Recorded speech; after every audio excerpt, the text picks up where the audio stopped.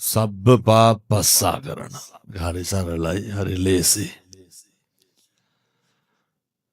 ඕකේ තේරුම තමයි සියලු පව් නොකළ යුතුය. පැහැදිලිද?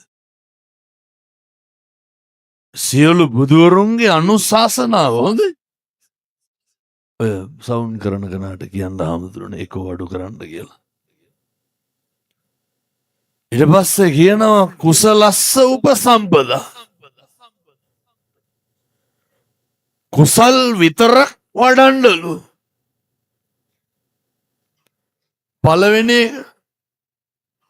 එක කින් ගානත් වැඩිනේ කන් දෙක කින් ගාන ඇති කට්ටියම හිතන්න. සියලු සබ්බ නොකළ යුතුද අයින් සියලු අකුසල් අයින් කරන්න. සියලු පව් දුරලන්. සියලු පව් දුරලන්ට සුදුසු ආත්මය මොකක්ද? ඒක ලබලා තියෙනවනේද? ඊට පස්සේ කියනවා කුසලස්ස උපසම්පදා. සියලු කුසල් වර්ධනය කරන්න. ඔය දෙකම කරන්න පුළුවන් ආත්මය මොකක්ද? ඇයි එහෙනම් කරන්නේ නැත්තේ? මිනිස්සු වෙලා ඉපදුනහම විතරයි පුළුවන් පින්නතුනේ පව් නොකර ඉන්න. මිනිස්සු වුණාම විතරයි පුළුවන් පින් කරන්න. ඔච්චරයි. ඔය දෙක හෙට ඉඳන් කරන්න ඉතින්. එක පාපයක්වත් කරන්න එපා. පැහැදිලිද මං කියන්නේ? මොකද සංසාරේ කවදනම් අපි ආය මිනිස්සු වෙලා උපදින්නද?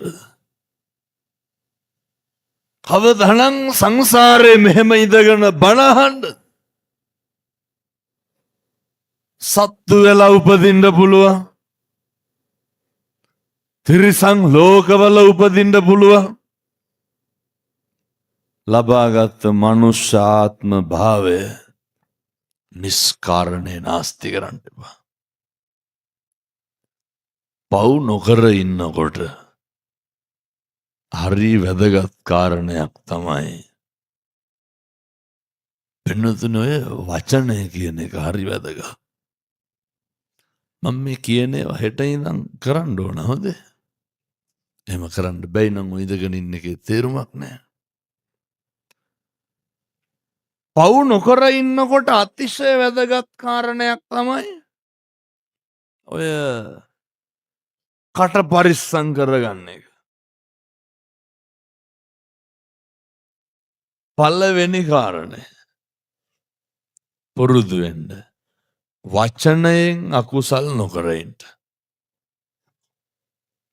පැහැදිලිද මං කියන්නේ? වචනයෙන් අකුසල් නොකරන්න තියන්න ඕන පළවෙනි ස්ටෙප් එක පඩිය මොකද්ද?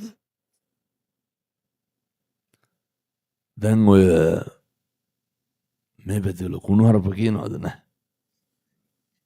නැසහතිකම අහන්න. නැතුව ඇති. පළවෙනි පියවර තමයි වචනය පරිස්සම් කිරීමේ ඔය මිනිස්සුන්ට කේන්ති යන්නේ තෝ කියලා කියනකොටද ඔයා කියලා කියනකොටද?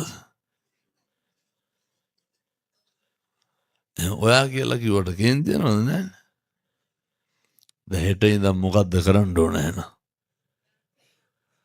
කිසි කෙනෙකුට තෝ කියලාවත් කතා කරන්න එපා. ඔව් ඇහුවට පුළුවන් ද කරන්න?